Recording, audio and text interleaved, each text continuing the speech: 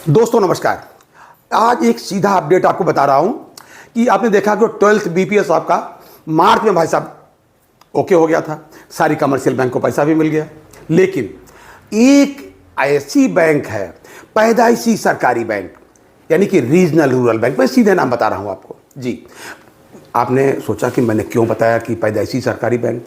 भाई साहब, इसके पहले जितनी भी बैंक थी, स्टेट बैंक, अन्य कमर्शियल बैंक, नेशनलाइज बैंक जो भी हैं, नेशनलाइज का मतलब बाद में नेशनलाइज हुई, सभी कभी कभी पहले प्राइवेट थी, लेकिन रीजनल रूरल बैंक यानी कि ग्रामीण बैंक, ये भाई साहब हमेशा सरकारी थी।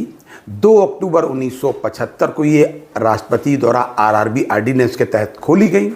ओके, लेकिन आप बाद में 1976 में जो इनेक्टमेंट हुआ आरआरबी एक्ट, उसके तहत हो गई।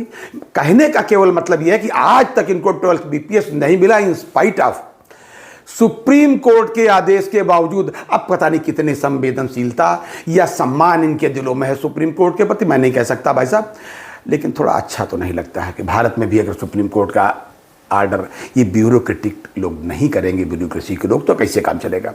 इसी संदर्भ में एक पत्र AIBOC यानी all India bank officers confederation के जो जनरल सेक्रेटरी मिस्टर रूपाम राय, इन्होंने वित्त मंत्री ऑनरेबल निर्मला सीतारमण जी को लिखा है कि हमेशा से जब ये होता है 11th बीपीएस इनको मिला हुआ है, तो भाई साहब 12th के लिए क्यों नहीं।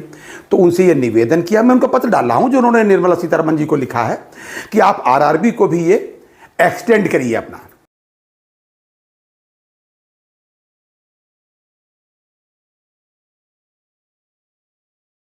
करिए अपना, जी हाँ, एक्सटेंड करिए। उसमें सारी बातें लिखी उन्होंने ये भी लिखा है कि राष्ट्रपति ने कब क्या किया और ये ऑनरेबल सुप्रीम कोर्ट ने कब इसके बारे में आदेश जारी किया, इसके बावजूद अभी तक कंप्रहेंसिव ऑर्डर IBA ने जारी नहीं किया, ये उन्होंने लिखा है। देखते हैं भाई इसका क्या असर होगा।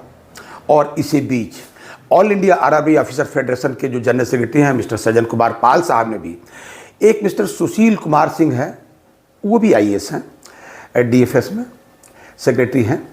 वैसे तो विवेक जोशी साहब काफ़ी सीनियर है, लेकिन सुशील कुमार जी को लिखा उन्होंने कि इसको एक्सटेंड किया जाए आरआरबी वालों पे। और देखते, अभी तक तो कुछ हुआ नहीं भाई,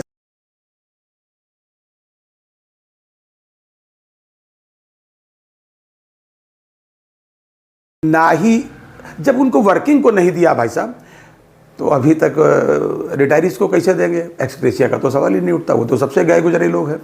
तो ये था आज तक का अपडेट। मैं आपको केवल इसलिए बताना चाहता हूं कि ये हो रहा है, ये है ऑनर सुप्रीम कोर्ट का। आदमी कहाँ जाए और रिटायरीज जा भी कहाँ सकता, ऊपर भगवान नीचे सुप्रीम कोर्ट।